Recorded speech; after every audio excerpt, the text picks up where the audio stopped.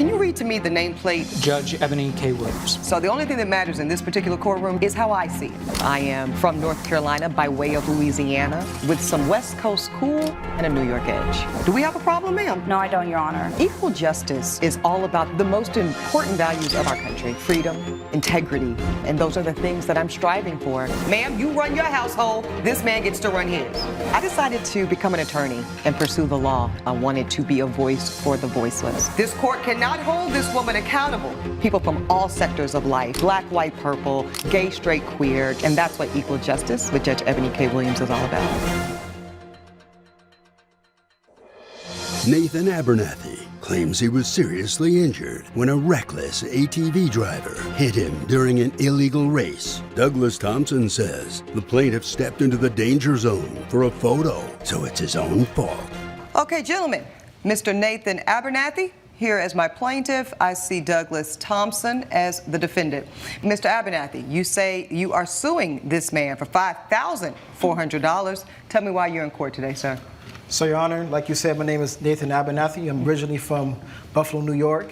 And you know, me and my boy Carter, we went out one night, and then we went to a park, and then in the park there was a big crowd outside. From the back of the crowd, we make our way to the front of the crowd. And then we noticed there's like an ATV racetrack going on, so they're like doing donuts or something. So me and him talked for about 5 minutes, and then all of a sudden, next thing I know, I get hit by a car, ATV, and Your Honor, I'm not gonna lie, I'm kind of hurt. I get knocked off of my feet, so he helps me make my way back up. You get hit by an ATV, and just your body? You're not riding anything? You're not in a vehicle? You just pedestrian hit? Yes, exactly. Okay, and then your homeboy does what? You know, eventually he makes his way over to me to see what's going on, and I'm not gonna lie, Your Honor, I was a little mad. I mean, I probably said some things I wasn't supposed to say. Okay. But you know, it is what it is. So what kind of stuff did you say, Mr. Abernathy? Well, you know, I kind of made fun. No, I don't know. That's why I'm asking you. What did you say?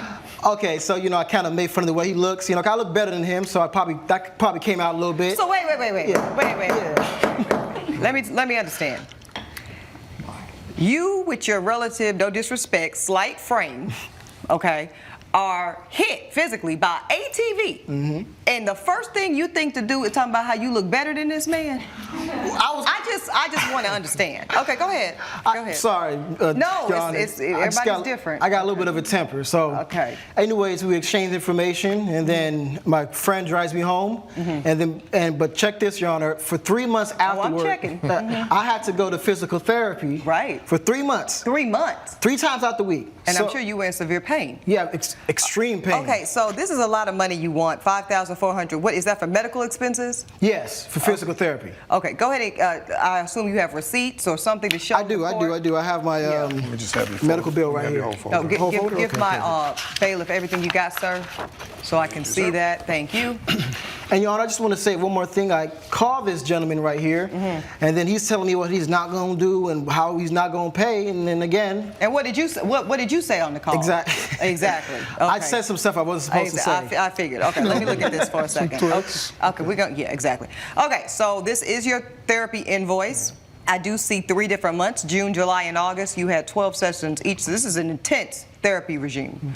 All amounting in $5,400, and you have paid it in full. Yes. So you're looking to seek reimbursement from this gentleman. Absolutely. Who you say is the reason that you were in therapy to begin with. He's the exact reason why I was in therapy. Okay, so that's a lot.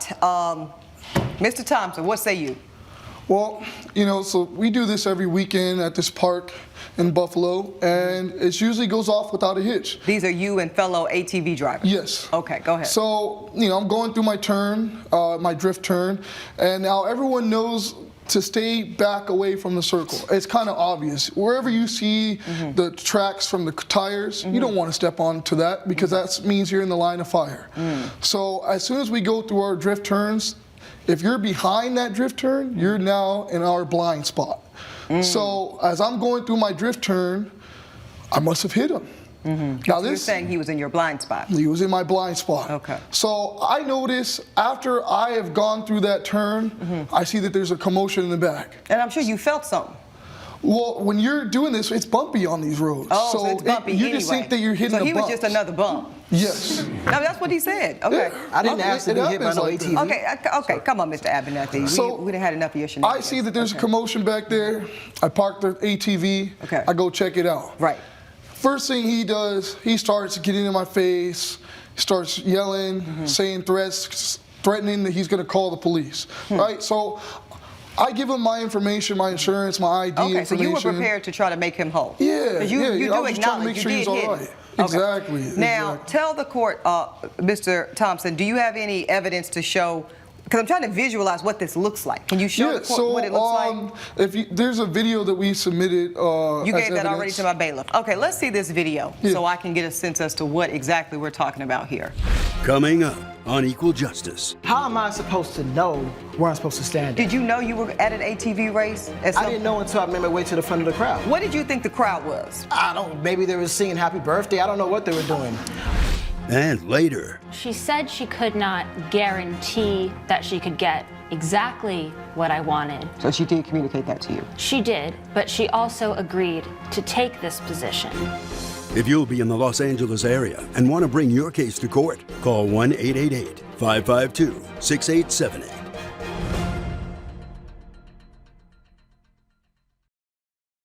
This is Equal Justice. Equal Justice is back with the case of Nathan Abernathy, who blames Douglas Thompson for an ATV crash that left him injured. I want us to all see this. Okay. So this is the donut you're speaking about? Yes, and as you can see, as we're going through, you see how everyone's kind of stand back behind that line, like an imaginary line? That's where you would see the tire marks, okay, right? so the white you know. line is indicative of the tire treads. Exactly. Okay. So it would have to mean that he was literally away from the crowd. And now some people, they try to get like the action shot. Yeah, they want to get close. They want to get close. Those right? are the people that's standing on the very edge of the Exactly. I Grand know. Canyon. You know the ones? Okay, exactly. Yeah. And so he tried to get, he must have been trying to get the action shot. That's the only reason why you would be that close. And if you're going to be that close. Okay, Your Honor, if I may, just real quick. Yeah. First of all, there was no safety cones. There were no ropes. So this is my first time at an ATV race. How am I supposed to know where I'm supposed to stand Did you know you were at an ATV race? I didn't know until I made my way to the front of the crowd. What did you think the crowd was? Maybe they were singing happy birthday. I don't know what they were doing. But all I did was make my way to the front of the crowd. I noticed that they're doing the ATV donut races or whatever they do. And I just wanted to have fun. And maybe I did have my phone in my hand. Okay. Mr. Carter Banks, let's have your witness approach. Yes, sir. Sworn in, Elijah? Yes, ma'am. Okay, let's see if you can bring some clarity. So this is your friend, right, sir? Yes, ma'am. Okay, and Yes, you Your were Honor. with him? Yes, I was Okay, there. and do you witness your friend, Mr. Abernathy, pull out his phone to video? Well, as we get to the front, I was trailing behind Mr. Nathan, and as always, I'm picking up after his mess. So I'm getting through the crowd, and I start to see that he's like getting to the front, and he's like, "Yo, like they're doing like ATV races, they're doing donuts and stuff." I'm like, "Yo, that's cool. Maybe you could take a picture for us, and we could, get this before we head out of here." So you put the battery in his bag. So I did ask him to take the picture, but I didn't. Like he said, there was no cones, there was no ropes, no nothing. So we didn't know how close was too close. But you were and trying to get as close as possible. Let's be honest with the court. We both admit that. Yes. You're trying to get the money shot. Yes, Your Honor. Okay, thank you. You can have a seat. I'll get with you if I need you more. Let's ask this young lady to approach. Ms. Fernandez, what can you testify to? So I was in the crowd with my friends. I attend these events fairly often. How do you know this man? We're acquainted. Okay, so you just in Friends of this friends. community? Yes. Okay, so what did you see? So like I said, I was in the crowd with my friends. Everybody's having a good time, but I did see some commotion in the crowd. And I looked over. I just so happened to see the plaintiff making his way through the crowd, goofing around, talking to girls, like That's nothing having to a do with the case. time. Nothing to do with the case. What you say? That's nothing to do with the case. Okay. Sir. Sorry. So what he's claiming doesn't really add up to what I saw because, like I said, I did see his phone out as he was heading toward. People were telling him to scoot back. People were telling him to scoot back. Okay, so put a pin in that. Do you believe that the defendant here, Mr. Thompson, did not see the plaintiff because of the blind spot issue? I do believe so, yes. You believe that's correct? Yes, I believe he stepped in, the plaintiff stepped in the ring of fire to get that money shot and got. Yeah, He got. got what was coming. He got. Yeah. Okay. All right. Thank you, Ms. Fernandez. You You're can have a very seat. welcome. The court thanks you. Okay. I have a final question before I make a ruling here, and it's for you, Mr. Thompson. So this is a customary thing, right, that you and this ATV community do on a weekly basis. Yes. Do y'all have a permit? That's a no. Okay.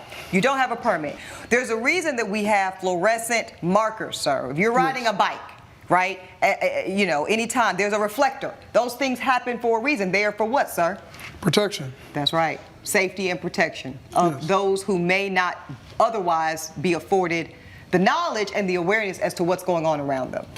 Do you have any final last words, Mr. Abernathy? Your Honor, I just want my money. That's pretty much it. I don't want to see this man anymore. He's pretty much showed me his true character, and it's okay, Your Honor. I just need my money. That's all I need. Oh, well, I'm so glad you said it was okay, because that is extremely important to this court. This is not me scolding you, young man. This is for your safety. Because as you see, you got really hurt here, and it could have been a lot worse. Also, Mr. Thompson, I can appreciate that people need to blow off steam. And, you know, I come from an era where, you know, people used to low ride and do different things customarily. But the thing about this day and age is, you know, there's a lot more concentration of population, and there's a lot more at risk when it comes to safety. So if you and your friends are going to do this type of thing, I suggest, number one, you reach out to your municipal authorities and maybe, I don't know, get a permit for such race, you know, drag racing and things like this. That stuff should be permitted. Also, that type of thing should have safety, cones, flags, things that are clear indicators as to this is the space in which we are going to be driving. This is the space in which you will be of high risk. And this is the clear indication. I'm not talking about a tire tread, sir. I'm talking about a flagrant marker that says this is the danger zone. So that way no one has to use common sense, because as we see, it might not be so common, and so therefore people don't get hurt. That's really my concern. So I'm going to hold you both jointly liable for your respective contributions to what was a bad accident, which could have been a worse accident. So I'm going to split your request to the court. You asked the court for $5,400. You are going to get exactly half of that. I'm ruling for the plaintiff. That's my ruling. All rise. Judge Eboni has ruled in favor of the plaintiff. The defendant is ordered to pay $2,700. I just want to say that the truth always comes to light, and it definitely came tonight. Hey, man, at least I ain't got to pay the whole $5,400. Okay, you've had your day in court. Please follow me. Coming up on Equal Justice. What I specified was that I must have animatronics.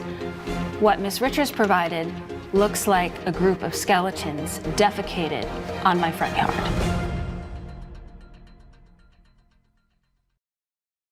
This is Equal Justice.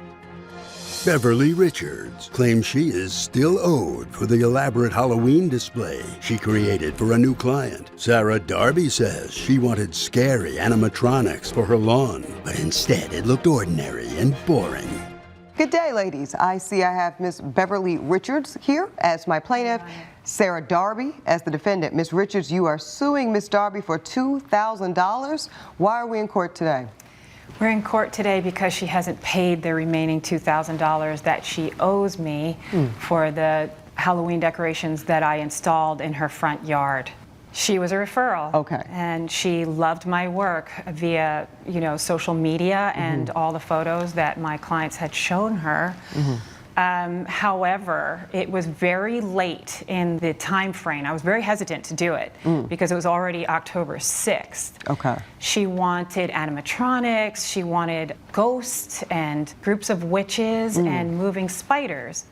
Most of these things are out of stock. Right, especially this time of year. Yes, and I wouldn't have taken the job if she didn't say, I trust your judgment and, you know, go ahead. So she gave you some flexibility? She gave me a lot of flexibility. Okay. Otherwise, I wouldn't have done it. Okay. Ma'am, do you have a contract that exists between the two of you for these services? We have emails back and forth where she made a payment. Go ahead and offer that up to my bailiff there. Thank you. I also have pictures in there from my website so you can see my work.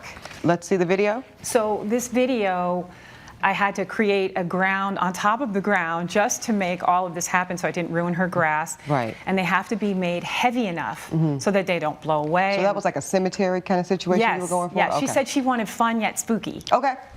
Coming up on Equal Justice. So, your standards, my neighbor's standards, tread carefully. They're not the same tread carefully, as Ms. my Darby. standards.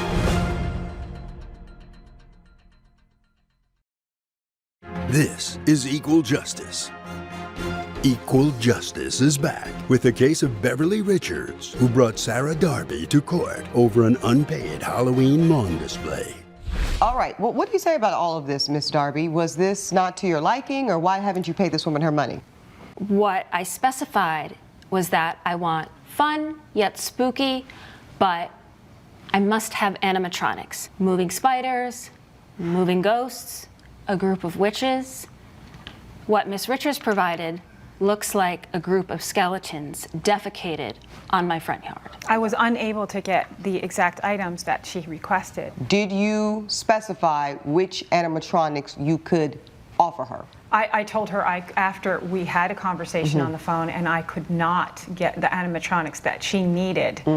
And I said, but I will make your decorations beautiful. And she said, you know, like I said, I trust your judgment. Okay, Miss Darby, did she say, I can't guarantee you all of these specific animatronics? So she said she could not guarantee that she could get exactly what I wanted within the suggested time frame. Right, so she did communicate that to you. She did, but she also agreed to take this position. The animatronics that she selected were not within the realm of what we discussed, not even close. Okay. Let me ask you this, Miss Darby. What was the reaction from your neighbors and trick-or-treaters? Did you get any at all compliments or feedback around the decor?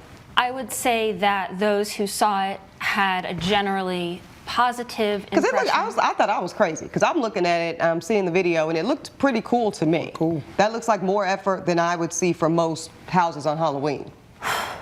So, your standards, my neighbor's standards, my children's standards, tread carefully. They're not the same tread carefully, as Ms. my Darby. standards. Tread and very that's all that carefully. I can say. Judge Eboni's verdict when Equal Justice returns.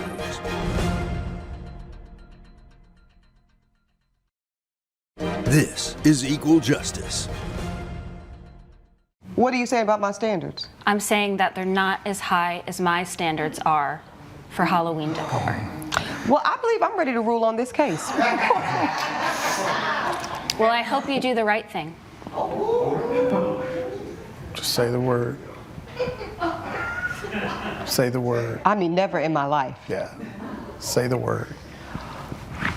You know, I was just going to rule against you, but now I have to do things differently. Okay. Miss Richards, the court finds that you made every good faith professional effort to appease this woman who is clearly out of her mind. The court rules not only for your full $2,000 to be returned to you, I'm actually going to rule in favor of an extra $2,000. Thank you. For your pain and suffering and your troubles. And next time, Ms. Darby, it's you who needs to do the right thing. That is my ruling. Thank you. All rise. Judge Eboni has ruled in favor of the plaintiff. The defendant is ordered to pay $4,000. Any final thoughts for each other? I'm sorry the decision has come to this. I'm just glad justice is served. You've had your day in court. Please grab your belongings. Follow me.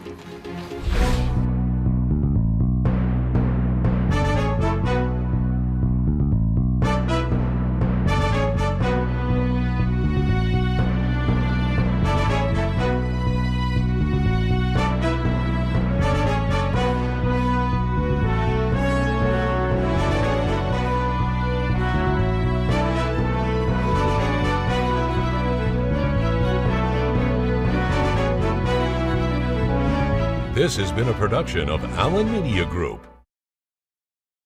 Can you read to me the nameplate? Judge Eboni K. Williams. So the only thing that matters in this particular courtroom is how I see it. I am from North Carolina by way of Louisiana with some West Coast cool and a New York edge. Do we have a problem, ma'am? No, I don't, Your Honor. Equal justice is all about the most important values of our country: freedom, integrity, and those are the things that I'm striving for. Ma'am, you run your household, this man gets to run his.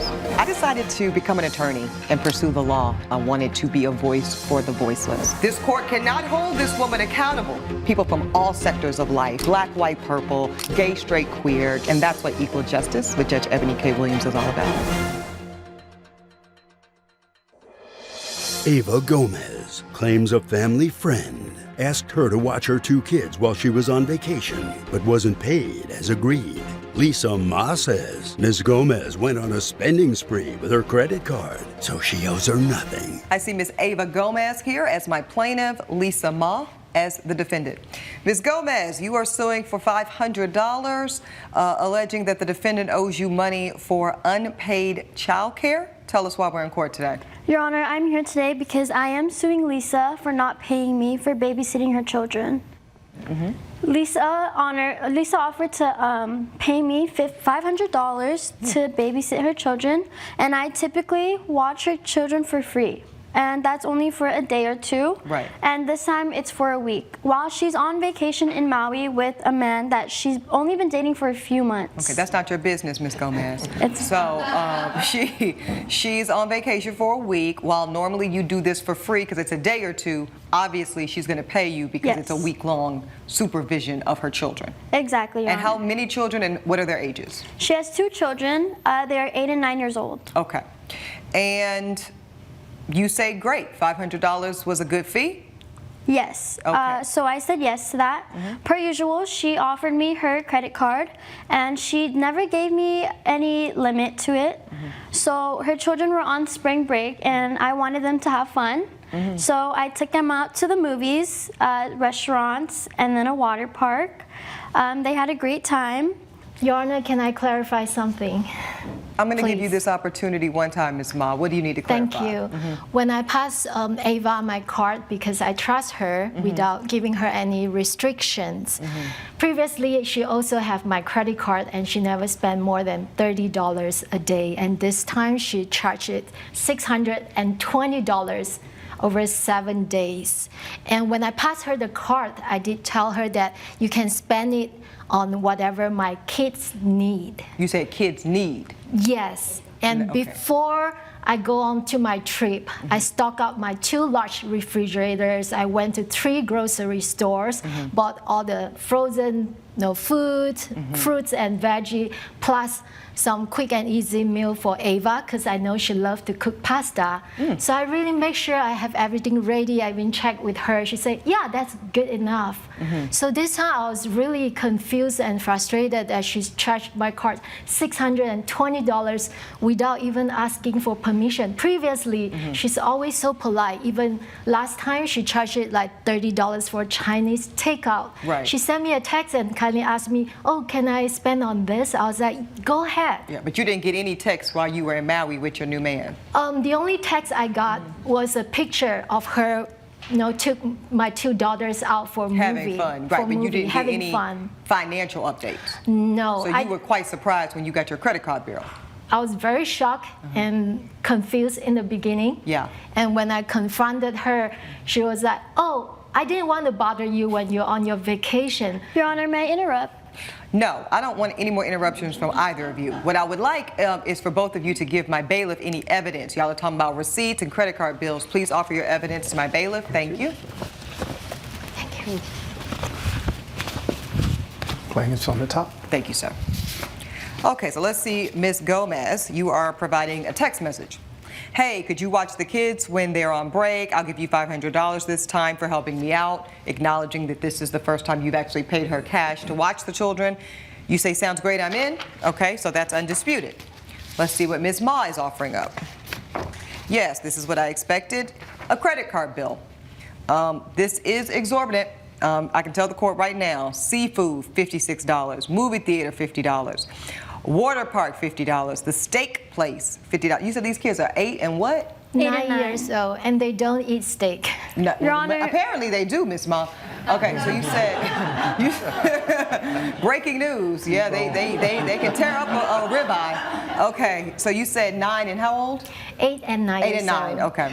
House of Wok, look, I guess some type of Chinese. More movie. How many movies did y'all see? It looks like y'all went to the movies every day. Y'all went to the movies 4 times? We did, yes. And I have Netflix at home. Okay, hold on. Hold on, Miss Ma. Okay, Joe's Cantina, Bill's Burger. Ma'am, so you were really spending on average $100 a day. Yes, I was. But Your Honor, again, she was on vacation. I did update her with pictures of where we were at.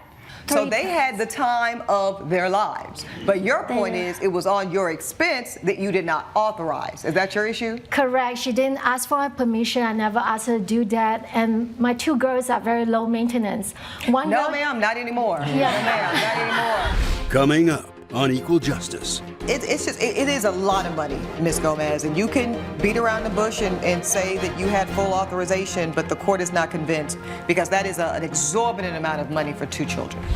And later, What do you say, young man, to her accusation that you and your frat buddies are constantly throwing loud, obscene parties and disturbing the peace? I don't see anything wrong with a little bit of party. if you'll be in the Los Angeles area and want to bring your case to court, call 1-888-552-6878.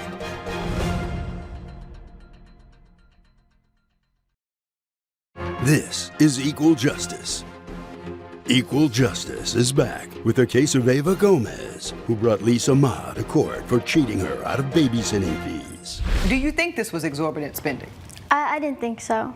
So reconcile for me why every occasion you watched this woman's children before this week, it was $30 here, $30 there, with permission that you received on the front end, and then we went from no authorization, no permission, to $620. Well, she gave me her credit card. She didn't give me a specific amount of how much I could spend. No, but you're 20 years old, right? I am, yes. And you're a nursing student. Yes. So that means I'm to assume that you have reasonable skills of deduction and understanding. Yes. Okay, so you understand there is something between $30 and $620. Yes, Your Honor. You see there's a gap there in terms of expectation financially? Yes. So if you're used to my babysitter spends about $30 here or there to $620, you understand why this woman is surprised. Mm-hmm. It is a lot of money, Ms. Gomez, and you can beat around the bush and say that you had full authorization, but the court is not convinced because that is an exorbitant amount of money for 2 children. And I really do need you to contend with that. Ms. Ma, but what about the argument that if you cared so much what was being spent, why didn't you leave a limit? Because I really trust her based on her previous behavior. And I've known her for so many years. I watched her growing up. So this was shocking to you. When you got this bill, Very shocking, and I honestly feel it's like a violation of trust. Did you call her upset or text her? How did you communicate She your was there. upsetness? Yes, great question. She was there. I confronted her. Okay, thanks for taking care of my daughter. I'm not gonna pay you additional $500. So you told her that to her face? I told her to the face. And what did you think about that? I was upset because I'm spending my week watching her children, and I am in nursing school, and the amount of studying I have to do, I had to put aside to watch her children. What did you think would be reasonable? When you did pull up your credit card statement for the month, you did know that there would be some charges associated with the week that she cared for your 2 girls, right? Mm-hmm. What did you expect that number to be? Below $300. She used to spend less than $30 a day. I understand it's spring break, they may want to go for a movie, but my daughters never asked to go for a water park or a Right. steakhouse. All these are new for them. That's why they're so excited. And I agree with you. I'm concerned. I'm a mother of 2. It's hard to raise 2 daughters by myself. Oh, you're I didn't you're a want- single mom. Yes, I'm single mom. Yeah. I don't want to spoil them in this way. Right. No, I agree. I've heard enough, ladies. I am ready to rule. So I've already told you, Ms. Gomez, that listen, I think you're a fine young lady. I appreciate that you are getting your education, particularly in nursing. It's an excellent field. You should be well paid when you get out of it. Speaking of payment, you're not going to get $500 from this court today, and I'm going to tell you why. While I can appreciate that you were not given a specific articulated limit on Ms. Ma's credit card to spend for this week of caring for her children, there is such thing as pattern, usage, and behavior, okay? And you had already established a spending pattern with this woman. This is supposed to be a loving, trusting, reciprocal relationship. And you violated that love and trust, Ms. Gomez, by running this woman's credit card bill up $600-some. You have a reasonable duty of cautious care and exercise with her credit card as you would be using it with your own money. And I'm not really convinced that you would spend $620 for 1 week on 2 children. And if you were to do that, the court would find that foolish. I'm just going to be direct with you. Now, that said, there was some things you could have done to tighten in the spending ropes there, Miss Ma. You could have said, here's a car. She is 20. She's 20. She's still very, very much coming of her development when it comes to finances, spending, and adult decision making. Okay? So next time, despite the practices and patterns established, you might want to go ahead and be overly cautious, Miss Ma, and say, and this is the limit. And if you don't feel comfortable sharing it to her, call your credit card company.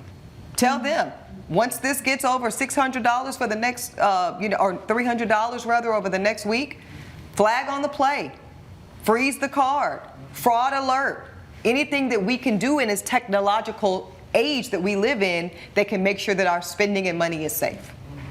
So this is what I'm going to do. I am going to take your good faith word, Miss Ma, that you expected to spend around $300, no more. I'm going to deduct that from the $500 that you originally owed the plaintiff just for her babysitting services, and I'm going to rule in favor of the plaintiff for the amount of $200. That is my ruling. All rise. Judge Eboni has ruled in favor of the plaintiff. The defendant is ordered to pay $200. Maybe you should keep your word next time and prioritize your children over a man. I really hope that one day you realize maintaining a trust is more worthy than the money. Coming up on Equal Justice. So he didn't offer to help repair the damage or anything? He did not. Is that true, Mr. Michaels? That is true. It's true that I told her to move her car and she just didn't take the opportunity to do it. This is Equal Justice. Lori Smith claims her car was damaged after her neighbor took his rowdy parties too far. Austin Michaels says he spoke to all of his neighbors in advance so they could move their cars, but the plaintiff ignored him. Ms. Smith, I see you're suing for $1,500. Tell us why we're in court today. So, Your Honor, we are in court today because I am suing my completely disrespectful neighbor, Austin, because he has these unruly parties with his little frat boys, and they had this big destructive party out in their front yard, throwing these balloons filled with foam, which destroyed one side of my car. Okay, and do you have any proof to the court, ma'am, as to the damages you're asking for? I absolutely do. Please proffer that up to my bailiff, ma'am. You can give him everything. Sure. Great, thank you. Let's take a look at this alleged damage here. Thank you, sir. Oh, my. Okay, let's see what we're all looking at here on the plasma. This is your SUV motor vehicle, ma'am, and I see exactly what you mean. Yes. This is a real eyesore here with this frosty kind of white residue. It was some type of foam that got smashed, and I actually believe that it was deliberate. So, I see where you did take it to a professional body shop here, and you did pay for $900 for the paint itself, and then the labor was another $600, totaling $1,500. Yes. Okay, let's get to you, Mr. Michaels. What do you say, young man, to her accusation that you and your frat buddies are constantly throwing loud, obscene parties and disturbing the peace? I don't see anything wrong with a little bit of party once in a while, you know? Coming up on Equal Justice. What'd you say about that, Mr. Michaels? I think since she's really the only neighbor that didn't move her car, there's probably something wrong with her.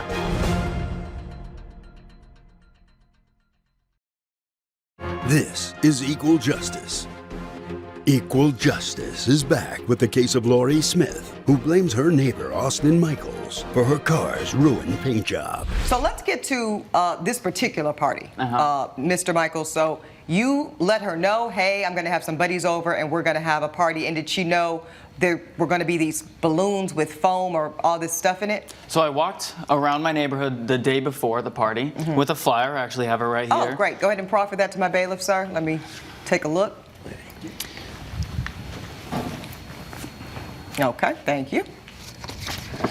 Oh, Lord. Okay. Hey, neighbors, just wanted to inform you that we will be throwing a birthday party on January 21st. It will involve throwing balloons filled with foam around the front yard around 2 p.m. Yep. We suggest that you move your car before that time. Thanks, and enjoy the freshly baked cookies from the store. Okay, so this was available to all the neighbors. Yeah, I brought it to every single neighbor and I talked to them firsthand, and every other neighbor moved their car except for... But you did speak to her? I did speak to her, yes. Okay, ma'am, Yeah, did he? He asked, he gave me that flyer, yes. And but- did you tell him at that point, I don't think so?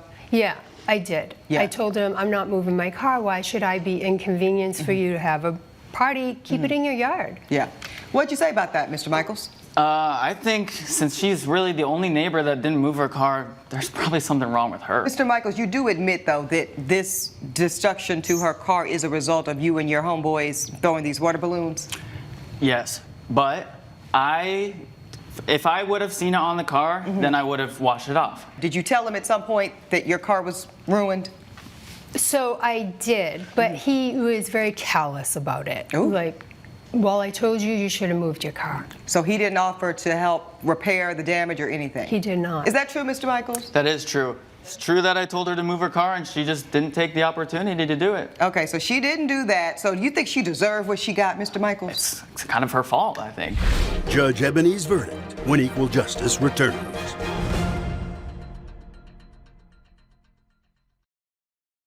This is Equal Justice. I understand, Mr. Michaels, that you are at the stage of life where it's all about fun and good times. But the other part of it is this. When you grow up and you pay these things called mortgages and car payments, insurance, bills, taxes, you do have a right to what we call quiet enjoyment of your property. And while everybody else has accommodated you, Mr. Michaels, she has no legal duty to do that. So while I can appreciate this little notice in the cookies, you had it right when you said suggest. You said, I suggest you move your car, because you are in no legal position, young man, to have legal authority to mandate or demand anything from this woman or anybody else in your neighborhood. Therefore, you were out of order. She had no responsibility or duty to you to move said car just because you asked with cookies. Therefore, the court will rule in complete favor of the plaintiff to the tune of $1,500. That's my ruling. Judge Ebony has ruled in favor of the plaintiff. The defendant is ordered to pay $1,500. Now maybe you'll grow up a little. I hope you learn to have fun one day, Lori. I had plenty of fun. You've had your day in court. Please grab your belongings and follow me. We'll do ladies first. Thank you.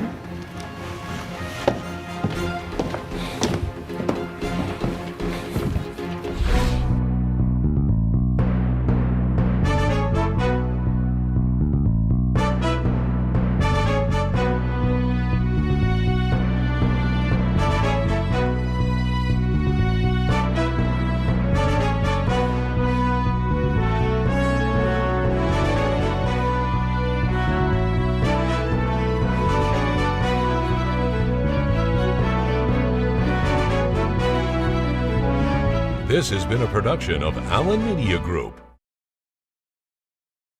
Can you read to me the nameplate? Judge Eboni K. Williams. So the only thing that matters in this particular courtroom is how I see it. I am from North Carolina by way of Louisiana with some West Coast cool and a New York edge. Do we have a problem, ma'am? No, I don't, Your Honor. Equal justice is all about the most important values of our country: freedom, integrity, and those are the things that I'm striving for. Ma'am, you run your household, this man gets to run his. I decided to become an attorney and pursue the law. I wanted to be a voice for the voiceless. This court cannot hold this woman accountable. People from all sectors of life, black, white, purple, gay, straight, queer, and that's what Equal Justice with Judge Eboni K. Williams is all about. Cassidy Roth claims a novice eyelash technician damaged her eye, so she wants a refund for her eyelash extensions. Ava Stevens says she is a licensed professional who provided exceptional service to the plaintiff. Good day, ladies. I see I've got Cassidy Roth as my plaintiff and Ava Stevens as my defendant. Ms. Roth, I see you are suing Ms. Stevens for $450. Why are we in court today, ma'am? I had went to my coworker. She told me about the lash special that she was having. You said the lash special? Yes. Okay, yes, ma'am. So I reached out to her. We established our availability, but then she was stated that she is a new lash tech. Then during the appointment, she had revealed that she has 5 customers. I make the 5th customer. You mean in life? Yes. Like her whole career? Yes. Okay, you're lucky number 5. Okay. Yes. Okay. So basically, it did make me a little nervous. Okay, so you saw not her work, but you saw her price? Yes. Okay, continue. Just want to make sure we're clear on the facts. Okay. Yes. So, but then during the appointment, I noticed that she was jabbing my eye. It felt like she was stabbing my eye. So, and we're talking, when you say eye, ma'am, I just want to make sure that we're all speaking the same language here. So you're talking about lash extensions where individual lashes are put on each of your individual? That is correct, Your Honor. Okay, continue. So that's when, of course, I looked up. This is not what I wanted. I asked for a natural lash. She gave me a large dramatic lash. That's not what I had asked for. I had brought it up to her. She was very dismissal. She had a bad attitude. And, you know, of course, I left. I paid her. Did you pay? Okay. Yes, I did. And how much did you pay her, ma'am? I paid her $250. Okay. So the next day, I woke up. My eye was burning and it was red. So that's when I went to urgent care. Wow. Okay. The doctor was explaining it could be a chemical burn from the fumes of the eyelash glue. So of course I reached out to her and I was like, hey, my eye is burned. She did not want to give me my refund for it. You texted her when you reached out? I did, yes. Your Okay. Honor. And do you have any evidence, ma'am? Do you have text messages or just proffer everything up to my bailiff here? Yes, I did. Here. So we can see a bit about exactly what you're telling the court. Thank you, sir. Okay, so let's start with trying to get a sense as to the injury alleged here. Let the court see this photograph of the young lady's eye, which does look very irritated. So this looks painful. Was it painful? Very painful. Was it burning or what was the sensation like, ma'am? It was a burning, like stabbing sensation. Like it was just so painful. And how long did it take for this to go away, ma'am? About 2 to 3 days. 2 to 3 days. Okay. And did you have to take any medication for that? Yes, they did give me some antibiotics. Okay, so these are the lashes that you say that you did not ask for because these are too long and dramatic. Is that the? Yes, Your Honor. Okay. They were not at what I had asked for. It's pretty though. Your Honor, that's what she asked for. Okay. Well, we're going to get to the bottom of it in just a second. Okay, so let's look at these receipts literally here. I do see Eyelash Queen. That would be you, ma'am? I Okay. do own Eyelash Queens. That's you. I see $200 due, and you're saying you paid this in full? Yes. You received payment, ma'am? Yes, I charge a card. Great. So this is the intake form. I acknowledge that there is a potential risk of allergic reaction to the adhesive. I acknowledge that the adhesive may cause irritation or discomfort. I understand that this requires a certain level of care, and I acknowledge that the results may vary. Okay, and you're looking today for me to, by virtue of judgment against this young lady, reimburse you for your expenses? That is so correct, you Your want the Honor. medical bills and you want the money you paid for the lash extensions? Yes, Your Honor. Let me get to the defendant here. Ms. Stevens, you are a new lash technician, is that correct? I am a new lash technician. Okay. However, I will note that I am a licensed lash artist. You know, as you can see through my client questionnaire and consultation form, everything was in this packet and signed and consented by her. So she specifically asked for a hybrid look. And in the industry, No, let me read it for myself and read it to the court. Okay, so it does say desired lash style, natural, dramatic. Those are examples you're giving the customer. She says, I prefer a natural look, something that is appropriate for work, but will also work for a night out with friends or a date. Yes. So hence hybrid. Exactly. But it does say length preference, and it does say short, medium. Yes, which is what I gave her. I didn't give her any. Pause. Let's put back up on the screen Yes. for the courtroom to see the finished product of the lashes, please. So this does not look short nor medium to me. This looks pretty lengthy here. Coming up on Equal Justice. Would you consider this one of the longer, or would this be one of the more short sets? This looks pretty long. When I'm a lash aficionado myself. This is a heavyweight lash, ma'am. This is not for an amateur. And later, At what point during the courtship do things go wrong, dear? I got a call from my best friend, and she says she sees him at the bar with another woman. If you'll be in the Los Angeles area and want to bring your case to court, call 1-888-552-6878.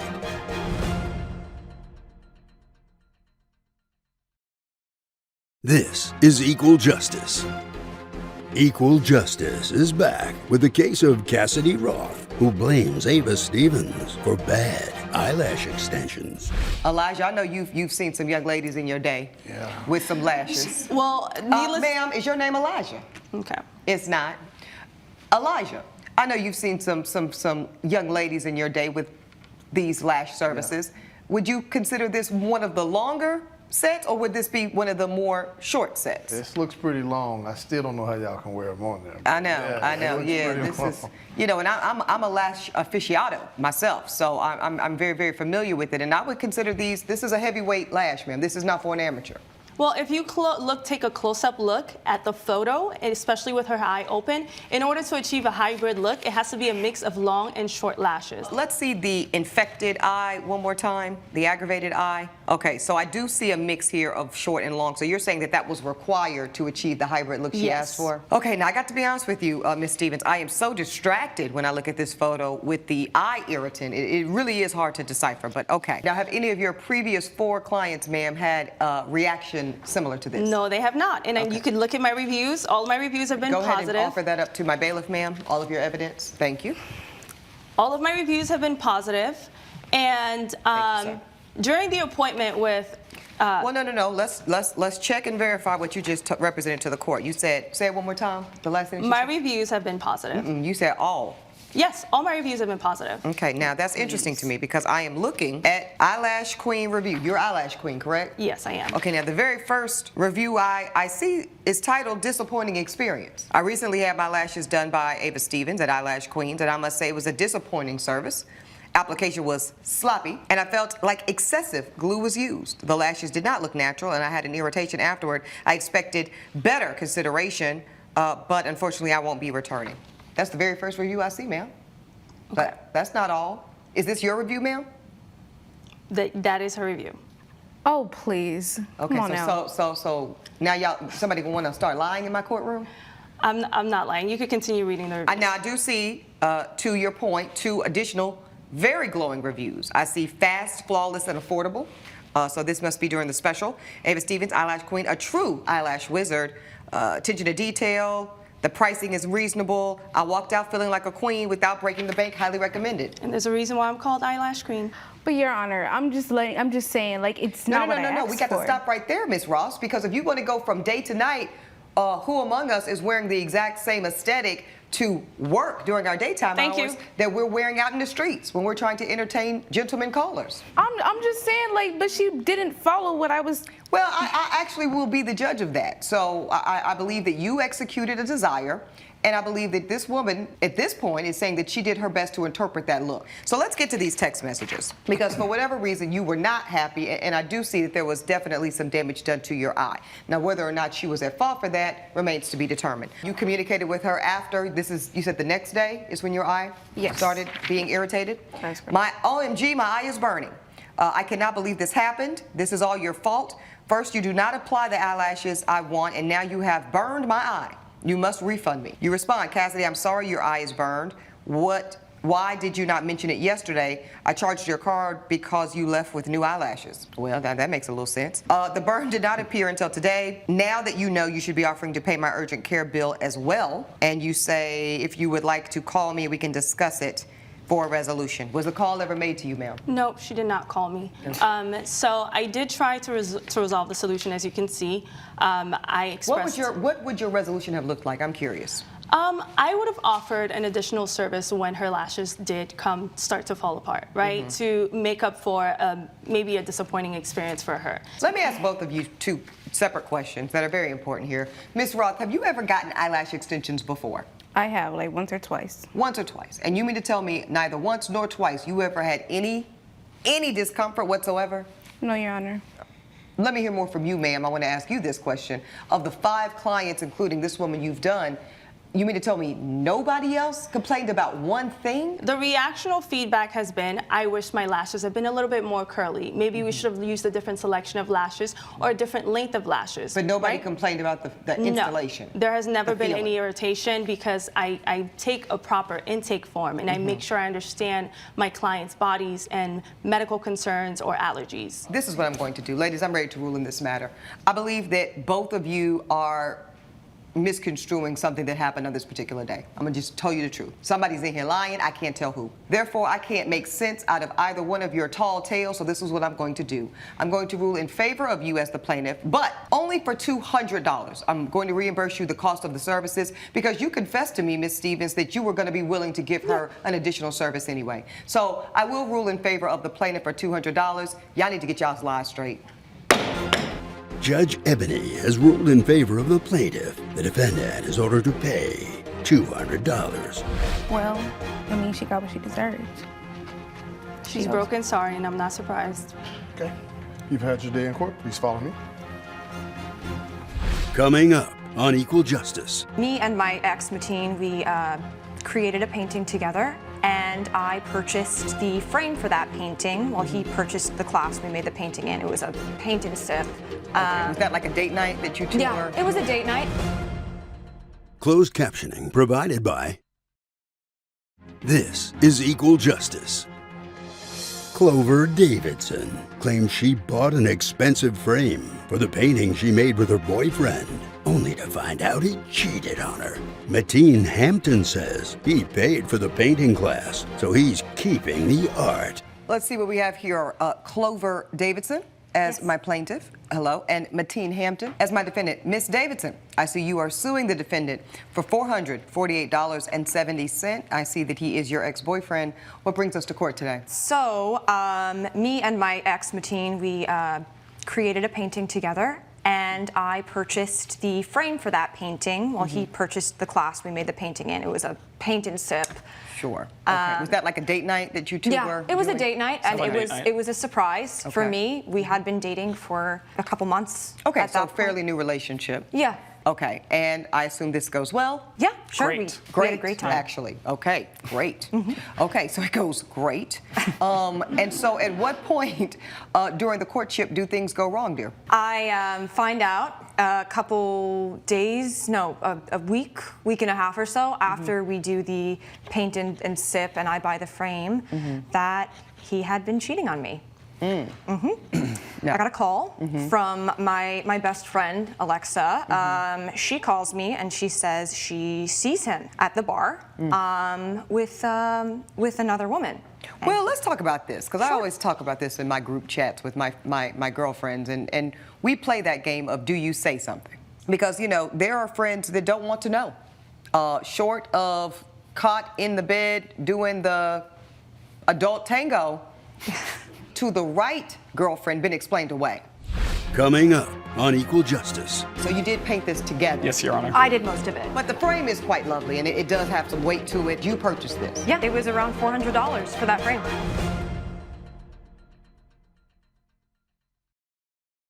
This is Equal Justice.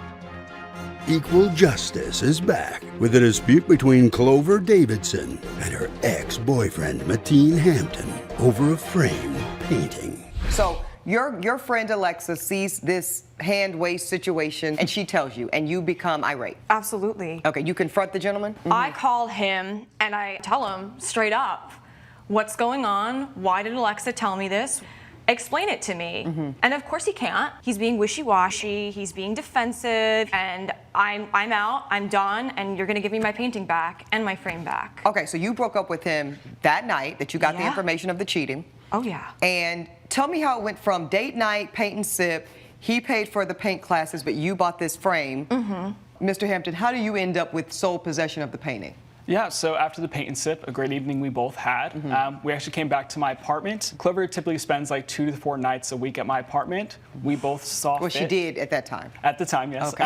And we both saw fit since she was over at my place more. Oh, okay. To be honest, I kind of needed a lot more decoration. My apartment's pretty bare. Got we it. both decided that we stuck at my apartment and hung up above the bed.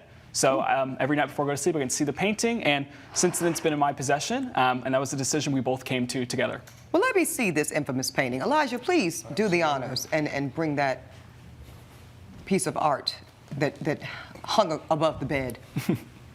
the den of love. Let's see this. Thank you, sir. Okay. Okay, so you did paint this together. Both Yes, of you Your Honor. contributed to the art. Okay, but she says you did. Okay. I did the colors behind it. Okay, so because you purchased this. Yeah, it was around $400 for that frame. I believe that.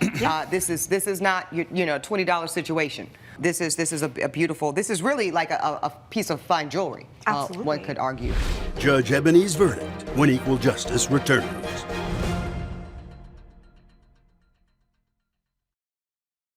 This is Equal Justice. So you are suing man for $448. That is the cost of the frame?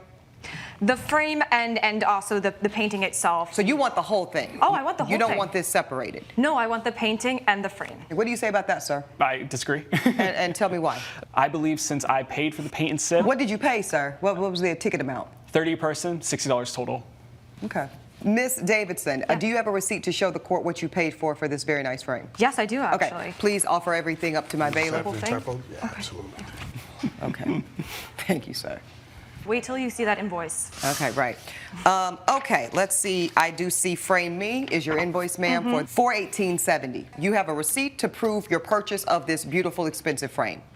You have convinced the court that you contributed to the work of art. I do not believe you presented to the court sufficient evidence of this man's infidelity in a 2-month-long relationship. I believe you both equally contributed to the art piece, so I'm actually going to give you the piece of art with the frame, but I'm going to minus $30, okay, because I'm not convinced that the man cheated, and so therefore I'm not going to fully reimburse you for what he poured into a date night with you. So I am going to rule in favor of the plaintiff, but minus $30. I just think y'all were not a fit.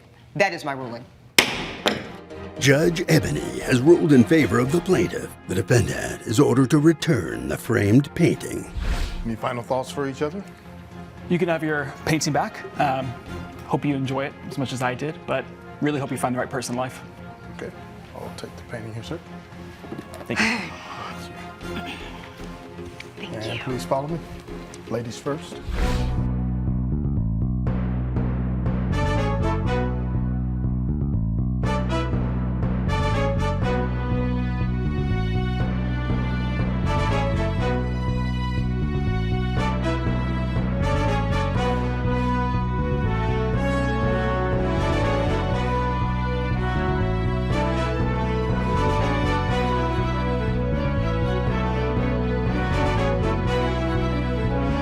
This has been a production of Allen Media Group.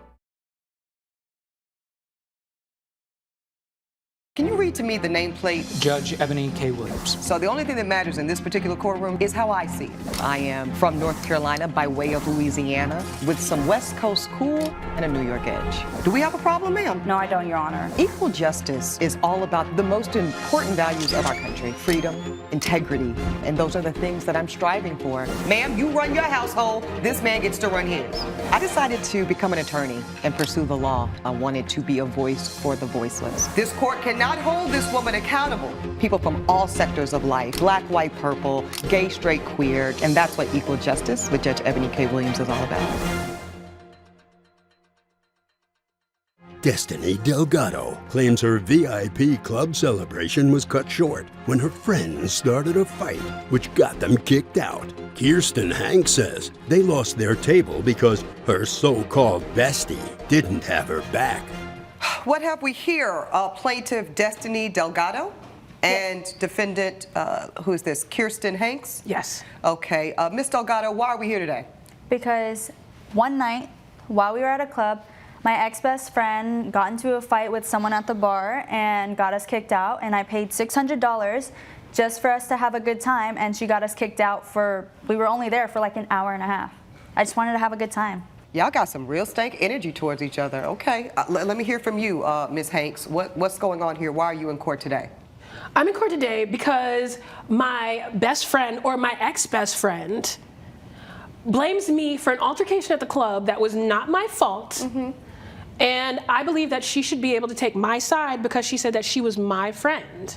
At that time? At that time. So And when she did says y'all that- fall out? Let's go to the nitty gritty. When did you two fall out? You answer, Ms. Delgado, first, and then I'll hear from you, Ms. Hanks. So we were friends. Okay. Were y'all work friends or were y'all friends? No, we were friends. We were friends. We met in college, Okay. and we were on the same dance team, and we hit it off and stuff like that. So okay, great. We were really friends. But she had moved to North Carolina, and then she moved back after like a few years, and I was so excited. And then a couple months later, I got this promotion, and I wanted to celebrate, so I invited her to go out to this club with me, and we were gonna have a good time. I invited 4 other friends, and so we went to this club. We got there, we hung out, we got to the VIP, we had a couple drinks, and then. And how did y'all get into VIP, Ms. Delgado? I paid for it. I paid $600. You bought a table, like a situation. Yes, so I paid $600 for the 3 bottles. We got the table, and then we got there and we had a couple drinks for a little bit. After about like 30 minutes, I wanted to go dance. Like my favorite song was on. I was like, okay, let's go.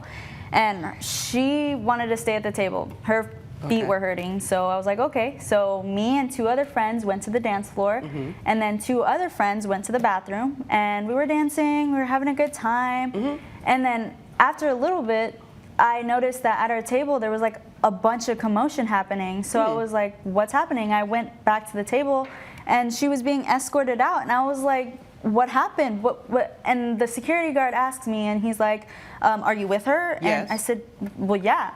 And he escorts me out too. And so we get outside, and I'm like, what happened? Like, so she gets in this argument with this guy, and she gets us kicked out. And I just paid $600 for this VIP for us to have a good time, and she gets us kicked out, and we were only there for an hour and a half. So what came with the VIP, Ms. Delgado? Normally it's like a section of the tables and some seating so she could sit and rest her feet, which I understand, I've been there before. And then you had some bottles, or what was that? Yeah, we ordered 3 bottles. We got our whole table to ourselves. We got to have a couple friends, which there was 6 of us total. And we got to dance the whole night. So by the time, and you got kicked out, you said after an hour? Yeah, it was about like an hour and a half. Okay, and if you had to, I'm gonna use this gavel to be a bottle of liquor right now. If you had to tell me how much liquor was consumed in the hour, was it this much liquor? About this much liquor? About that so much. about half of all 3 bottles, would you say? Okay, so about half of the alcohol was consumed, but half remained after you guys were kicked out. Okay, now, Ms. Hanks, let's get your take on this. Yeah. What led to the commotion for you to even get kicked out in the first place? So what happened is they went off, they went to go kick it, they, did whatever, and I wanted to sit at VIP because my little pinky toe she was on fire. I shouldn't have been wearing them shoes. What kind of shoes were you wearing, Ms. Hanks? Ooh, them stiletto, the stiletto thigh highs. Oh, I mean, I was cute, but you can't really. You were giving it to the people. Okay. I was giving it to the people. I was serving it. Okay, you were but serving. I had to serve it from my seat. Okay, I understand. And I was sitting there just sipping on something. Okay. And this guy comes up, this Dusty comes through, and he sits himself down in our section. You heard that, Mr. Bailiff? A Dusty? Never heard of a Dusty. Well, you heard of one today, honey. Sprinkle, sprinkle. The Dusty came. So he comes through. He sits down with his little well drink, and I tell him politely at first, like, could you please remove yourself from this section? My because friend he paid wasn't for a this. part of y'all's VIP section. He didn't have a wristband on, Okay. and like I said, Dusty. He was a Dusty, and he looked like a Dusty, sprinkle, sprinkle. Right. And I've seen a couple in my day. and when I asked him to remove himself, he put his hand up in my face. Oh no! So I Now, did he proceeded. touch you, or he just? He tried to touch me after the bouncer came. Okay, so then the bouncer comes, and then what happens? The security comes, and security blames me. Security blames me for what's why would they happening. do that? Ms. Hanks? I have no clue. Coming up on Equal Justice. The bouncer comes, and then what happens? So I removed this man's hand from my face. Okay. Did you do it like all of that? Oh, we did it was probably a little bit more forceful than maybe what I should have been. Okay. And later. But when I met Desi, she was like a breath of fresh air. She was fun, outgoing. I see why. She looks, she's very kind of radiant. There's something a little exuberant about her. If you'll be in the Los Angeles area and want to bring your case to court, call 1-888-552-6878.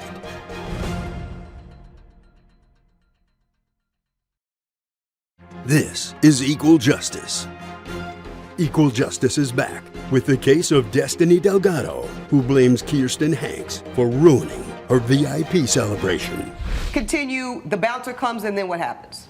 So I removed this man's hand from my face. Okay. Did you do it like all of that? Oh, we did it was probably a little bit more forceful than maybe what I should have been.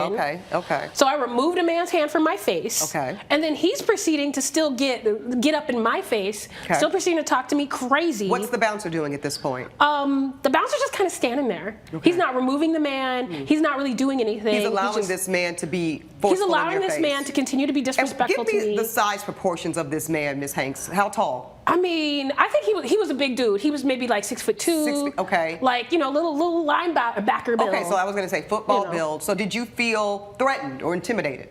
I felt that he was threatening me. Okay.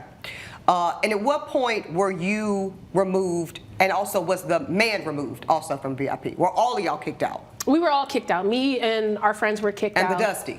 And the Dusty. I don't know what happened to the Dusty after we left. The so-called Dusty. Okay. The alleged Dusty. Okay. I don't know what happened to the Dusty after we left. Okay. But y'all were all escorted away, including you, Ms. Delgado, which is what your claim is. Yes. Do any one of y'all have any evidence for the court to see in terms of corroborating these allegations? What the cost of the event? Yes. Do you? Yes, I have. Okay. Please present that to my bailiff.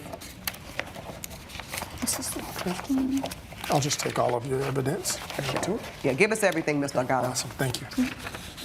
Here you go, yeah.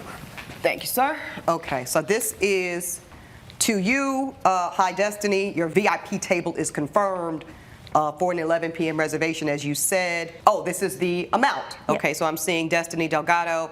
I'm seeing, here are the 3 bottles. 125, 150, 150, subtotaling 546.14. So you want a full refund of the entire expense of the bottle service? Yes. Okay, and what are these text messages you've sent to me here? So the day after, I texted her and I just wanted to let her know, like, I want to be refunded. I want the full $600 amount because I wanted to have this good time with you and you wasted it by getting us kicked out. When y'all got kicked out of the club, were y'all friends still? Would you say, and then I'm gonna let you answer? Well, kind of. I mean, but you were upset. Yes, I was upset. Okay. I told her, I was like, I asked her what happened and all this other stuff, and I tried to accommodate with her even before that. Like, now, were you genuinely open to her side? Yeah. Were you willing to see her as a Miss Hanks? Relax. Were you willing to see her as a victim? I did. I understood what happened and everything like that, but I also thought that she should have just taken it to security. She shouldn't have. I understand that perspective, but now, Ms. Hanks, when y'all were kicked out, did you see this woman as your friend? I felt like she wasn't acting like she was my friend. Okay.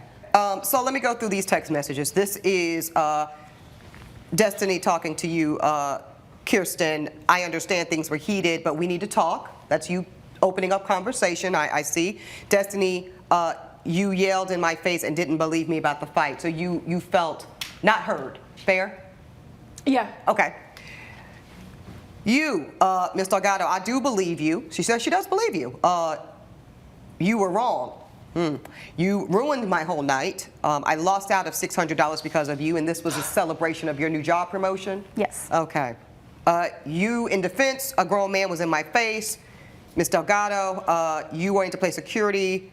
That's his response when you agitate someone. So this is you. You know, I think it's fair to say you were placing blame on Ms. Hanks here. You wanted to play security, and that's his response. Okay, I don't owe you anything. Stop contacting me about this. And have you two spoken since this text message exchange? Nope. No. So that's what brings you into the court today. Okay, I've heard enough, ladies. I'm a big proponent of sisterhood, and I'm a big proponent of friendship. In fact, for some of us, friends become family. And if indeed you two have known each other and been close friends and girlfriends to each other since undergraduate days, it's a shame to see it come down like this, to be honest with you. Yet, here we find ourselves. I appreciate your candor, Ms. Hanks, in acknowledging that you went a little off the rails. I also appreciate that you likely did feel threatened. At the same time, when you're upset, and sometimes you have to call a thing. So, Ms. Delgado, you indicated that y'all had drank about half of each of the 3 bottles. So you're asking for a full $600, the full expenses. This court will award you half of that. This court is going, Ms. Hanks, this court is going to rule in favor of the plaintiff for half of the amount asked. $300 to compensate you for your losses. I understand you are upset, Ms. Hanks, but you have got to do a better job of controlling your emotions when you are in mixed company. If you were by yourself and wanted to have a consequence that only affected you, so be it. When your consequences have an impact on others around you who have invested money, you have to be responsible. The court finds for the plaintiff in the amount of $300. That's the verdict. All rise. Judge Eboni has ruled in favor of the plaintiff. The defendant is ordered to pay $300. I hope that we can get past this and be friends again because I do miss you. I'm sorry it came to this. I'll send you your money. Coming up on Equal Justice. I came home, which I never do, in the middle of the day on a Wednesday, and I found a bunch of people in my house. I thought they were rummaging through stuff. Turned out they were cleaning, which is what she was supposed to be doing. Ah.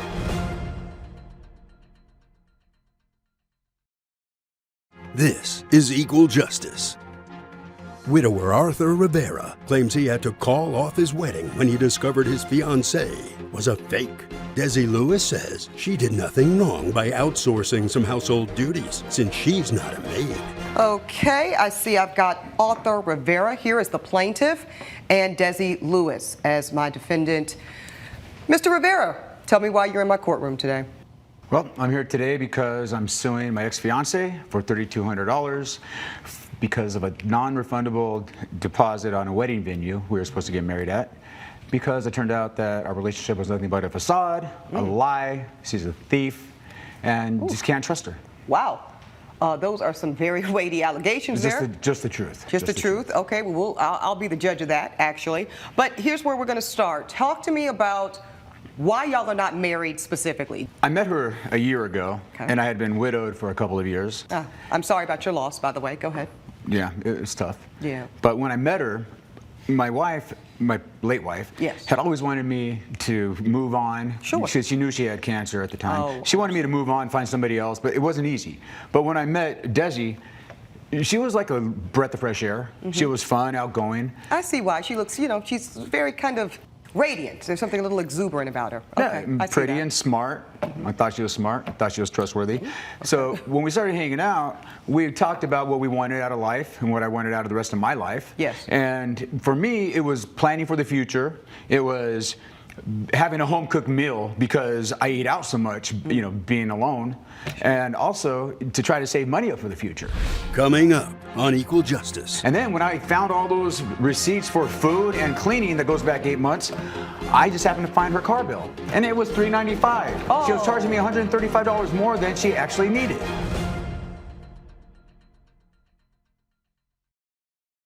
This is Equal Justice. Equal Justice is back with the case of Arthur Rivera, who brought his ex-fiancée, Desi Lewis, to court over a wedding venue deposit. Now, how long did you and Desi here date before you proposed? Well, when we first started dating, she made it very clear that I needed to put a ring on it within 6 months. And then we planned the wedding for the end of the year. Great.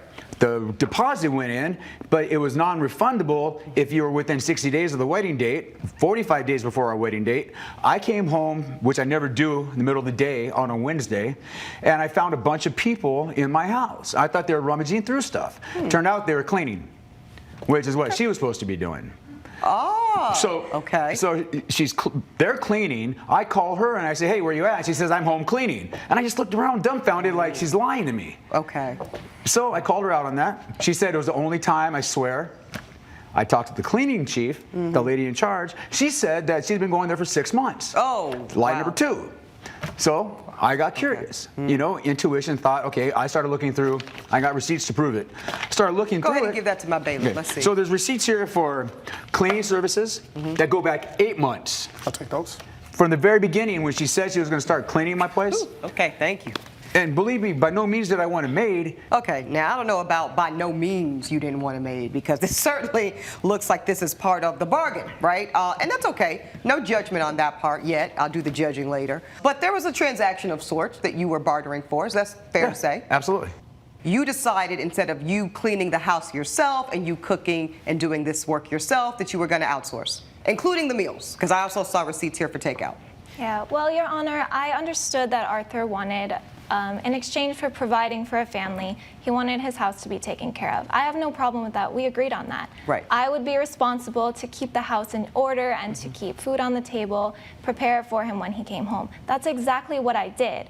His house it was a big job, and I couldn't do it by myself. So yes, I needed to call in some help. Judge Eboni's verdict when Equal Justice returns.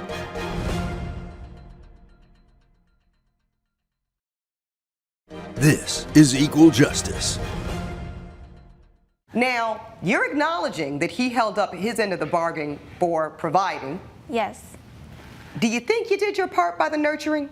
I believe I did. Yeah, we were very happy. I have to interrupt this. I have to interrupt this because it doesn't stop there. It also goes on to her car payment. I offered to pay her car payment for her because she said she was having trouble financially. Her job as a waitress wasn't doing very well. So I said, okay, I'll take care of your car payment. How much is it? She told me it was $535 a month. And then when I found all those receipts, I just happened to find her car bill. And it was $395. She was charging me $135 more than she actually needed. All these things, I wanted to tell Arthur and I wanted to be transparent, but it's hard to get a word in edgewise with him sometimes. I don't find that to be the case at all, ma'am. I've actually heard enough of this, and I have to say, at this point, ma'am, you have been dishonest. As a result, I'm going to find in favor of the plaintiff to the tune of $3,200. That is my ruling. Thank you, Your Honor. All rise. Judge Eboni has ruled in favor of the plaintiff. The defendant is ordered to pay $3,200. It wasn't about the money or the cleaning or the cooking. It was about trust. I was taught not to lie or cheat or steal, and she did all three to me. And you should have just told me you wanted a maid instead of a wife. It wasn't a maid.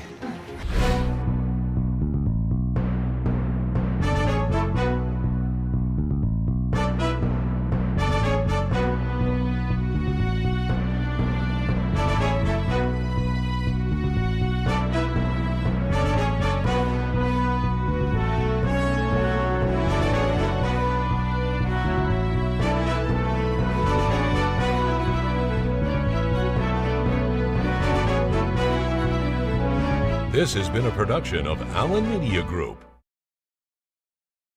Can you read to me the nameplate? Judge Eboni K. Williams. So the only thing that matters in this particular courtroom is how I see it. I am from North Carolina by way of Louisiana with some West Coast cool and a New York edge. Do we have a problem, ma'am? No, I don't, Your Honor. Equal justice is all about the most important values of our country: freedom, integrity, and those are the things that I'm striving for. Ma'am, you run your household, this man gets to run his.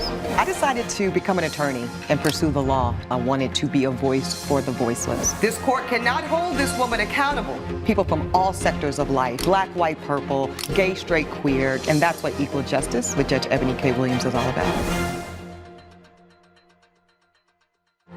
Paul Welling claims the needle of his vintage record player and a vinyl album were broken by his neighbor's son while he was out of town. Donna Gallagher says her tween did admit to damaging the record, but nothing else. So good day. I've got Mr. Paul Welling here as my plaintiff and Donna Gallagher as my defendant. Ms. Gallagher, I see you've got a witness with you. I assume this is your son?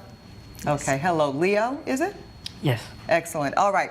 Mr. Welling, why are we in court today? We're here, Your Honor, because I had reached out to Mrs. Gallagher I had to go on a golfing trip with a few buddies for a 3-day weekend. And I reached out to Miss Gallagher to see if Leo could feed my fish. Okay, so you got some pet fish. You didn't want them unattended. Yes. So you wanted this young man to be responsible for them while you were on your golf trip. Is that correct? Yes, Your Honor. Okay, continue. I showed Leo how to care for the fish. Care for the fish, to feed them. And he also asked me about my vintage record collection. I have an album collection. Great. And now, do you have some photos of this so the court can see? Yes, I do, Your Honor. Go ahead and give that to my bailiff, sir. Give him everything you have in your folder there. Entire folder. So we can try to review this. Thank you. Thank you, sir. Okay, so this is all sounding just dandy. Where does this all go left?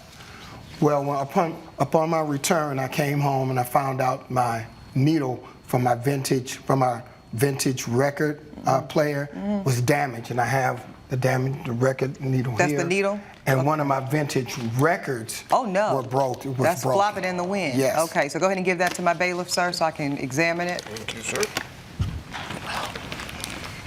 Wow, this is a mess. Okay. And then this is the, okay, this That's is the needle. The needle. That's Okay, the I'm needle, Your understanding. And this is no longer usable, you're saying, It's sir? no longer usable. Okay, we know this ain't usable. Okay. Who was this, by the way? Marvin Gaye. Oh, no, not Marvin Gaye, child. Ain't no sexual healing going on for you, Mr. Welling. Okay. Let me get to these pieces here. So let's see this beautiful aquarium. I mean, this isn't just a fish tank. This is an exquisite aquarium you've got here with all these beautiful fish. I mean, this is, I don't know, what is that, 6 feet, Elijah? I mean, that's about 6 feet on. Yeah, I mean, that's huge. Okay.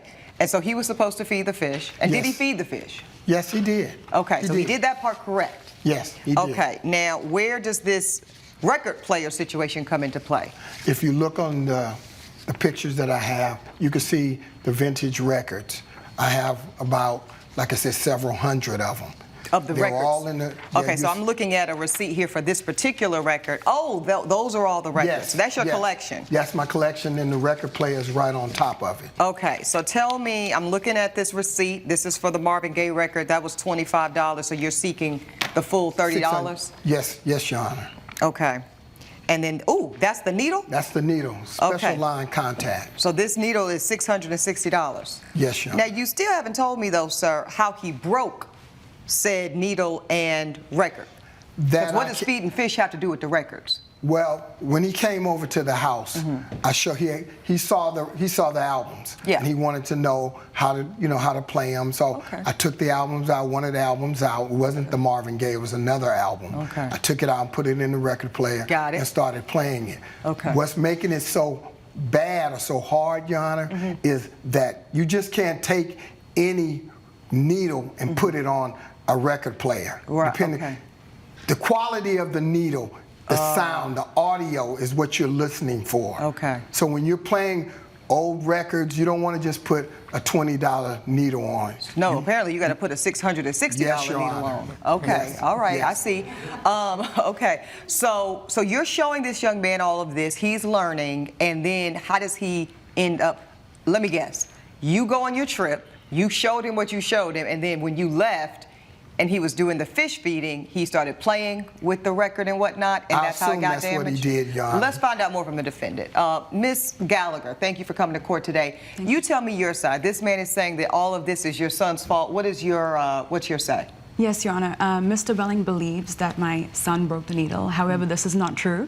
Leo did confess that he did, in fact, break the record, but he did not touch the record player, and therefore I don't believe that I am responsible for paying $660 to replace the needle. Okay, and let me hear from the young witness here. He's sworn in, Elijah? He is sworn in. Okay. Coming up on Equal Justice. I just noticed his collection of records. Had you seen one of those before? No. Okay. I've only Elijah, seen one. that we own. And later, Oh, he did a lot. Okay, now the because it's one thing to get like a snack. He got a whole surf and turf. So we doing steak and lobster. Okay. if you'll be in the Los Angeles area and want to bring your case to court, call 1-888-552-6878.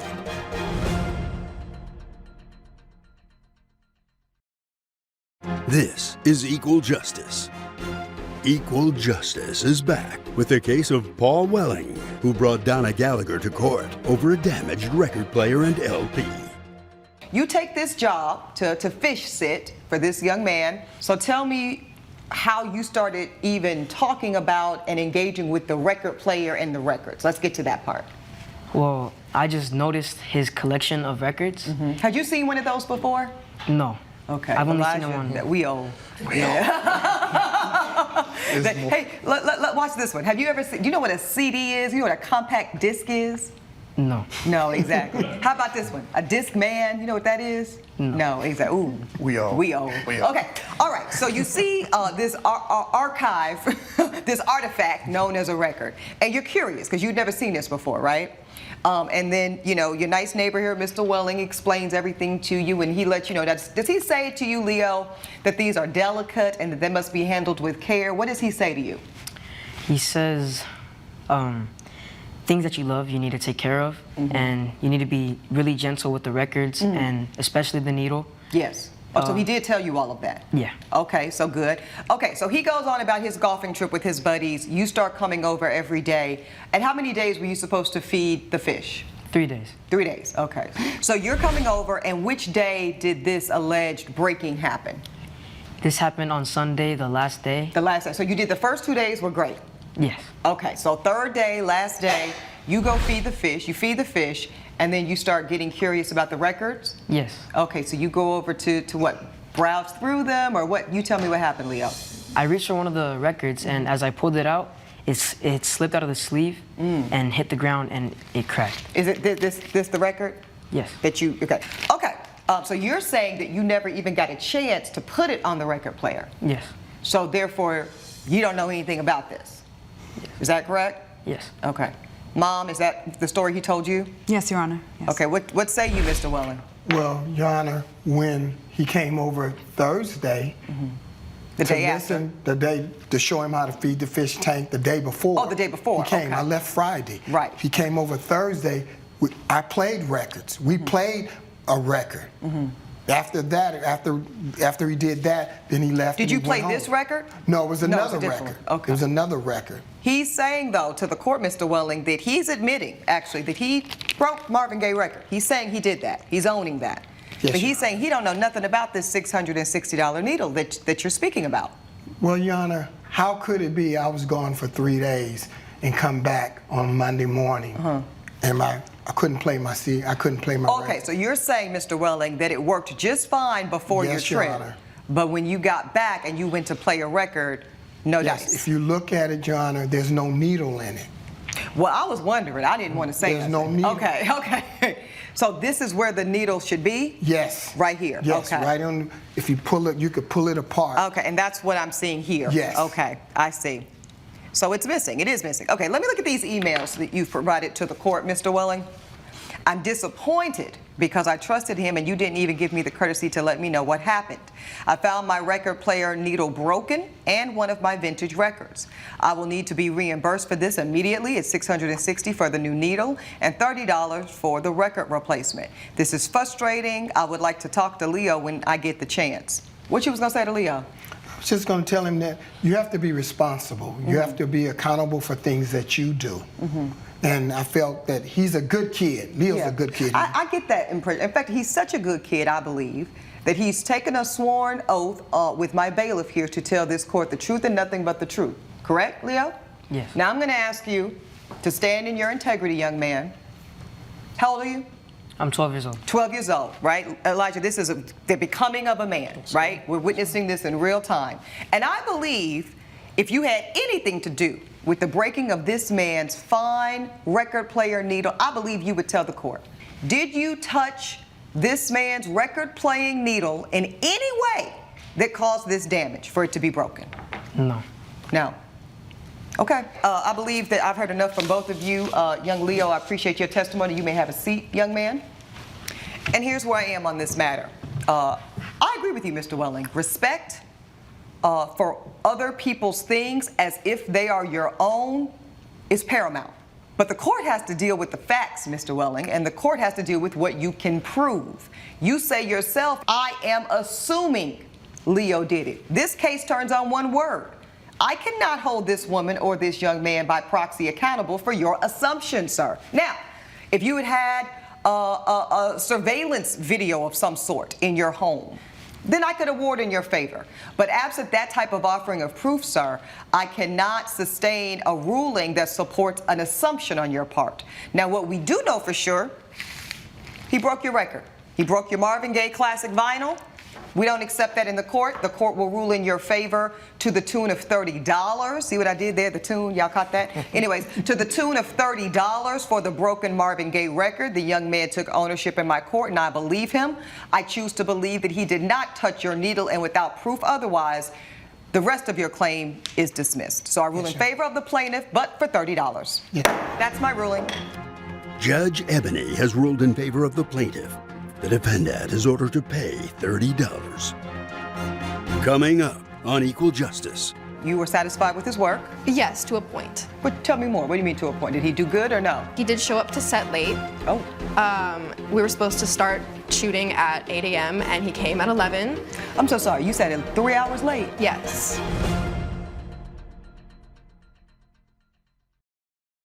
This is Equal Justice.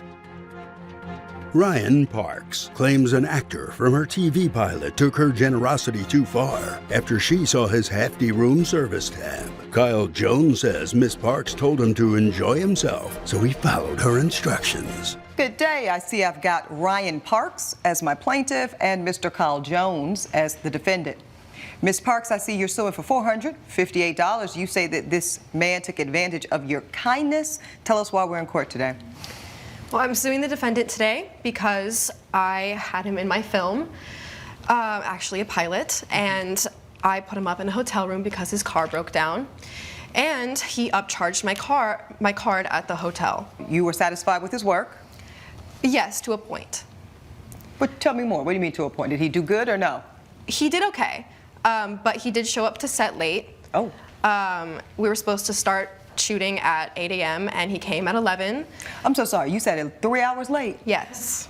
Yes, Your Honor. Because where I'm coming from, time is money, right? Time is money on Okay, set, we'll get to his especially. side, but okay, so you're saying he showed up to set 3 hours late, delaying more production costs? Yes, and he didn't know all of his lines completely, so it set us back a little bit, and we had to reshoot a couple scenes the next day. Okay, and so you talk about this kindness being taken advantage of. What do you mean by that, ma'am? I went out of my way to make room in our budget to set him up in the hotel room, and he took advantage of that, and he racked up the prices of room service and of the mini bar and of drinks, adding up to $458. That was not previously agreed on. Okay, do you have a receipt to show the court what you spent, ma'am? I do, ma'am. Okay, go ahead. Please proffer that to my bailiff. Just have your entire folder, please. So I can see exactly how much we're talking about. Thank you, sir. Yes, ma'am. Coming up on Equal Justice. Another steak and lobster mac and cheese and an Angus cheeseburger. One thing about this gentleman, you got to hand it to him. He has some great taste.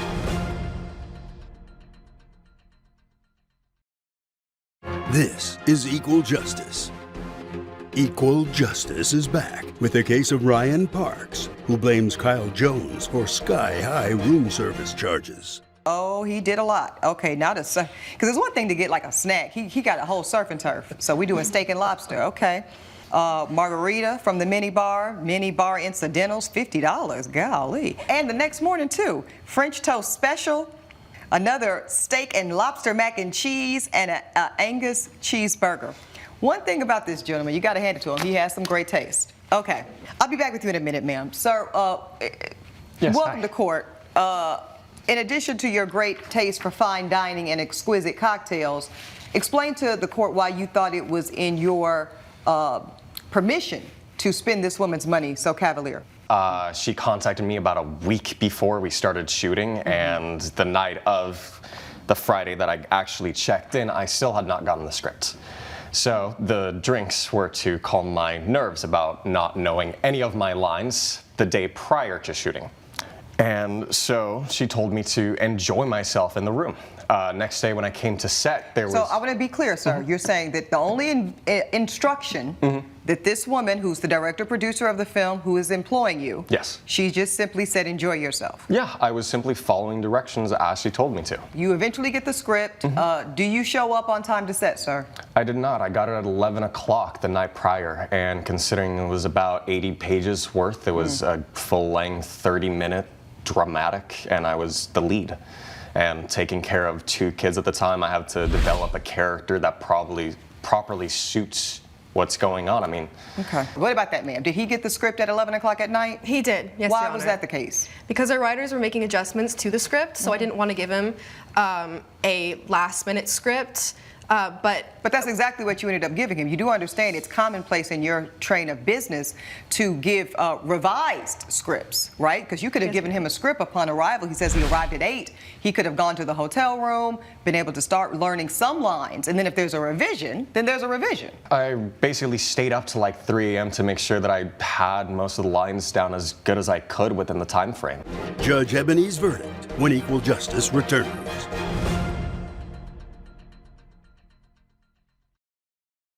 This is equal justice. I do believe that she did tell you to enjoy the room. I'm going to give you that much.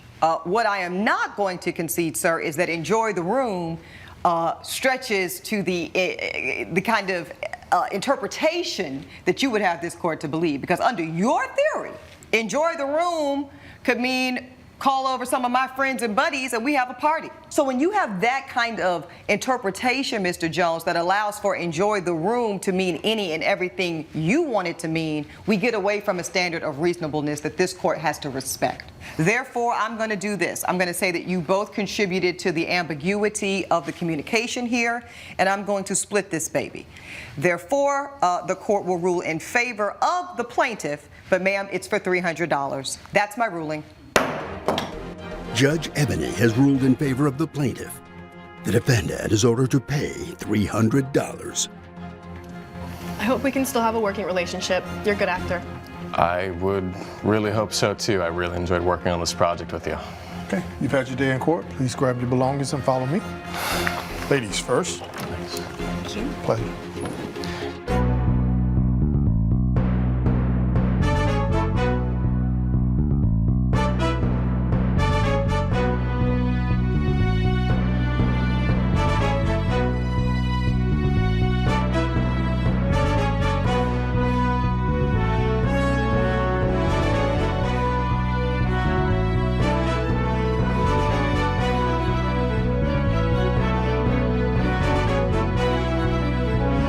This has been a production of Allen Media Group.